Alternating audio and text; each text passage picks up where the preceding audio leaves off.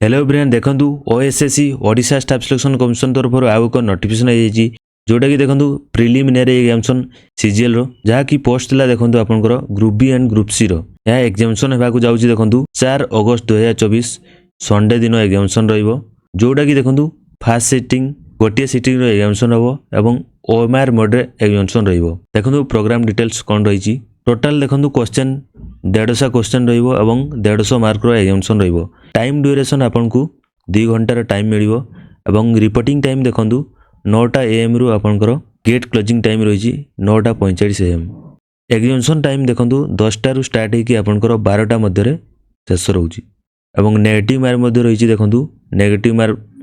0.25 mark आपनकर negative रहिची तन करी आपन टी केयरफुली आंसर देबे तापर आसन एडमिट कार्ड आपनकर केबे मिलियो देखंतु एडमिट कार्ड आपनकर 25 जुलाई 2024 सुधा आपनकर एडमिट कार्ड आसीजो जोटा कि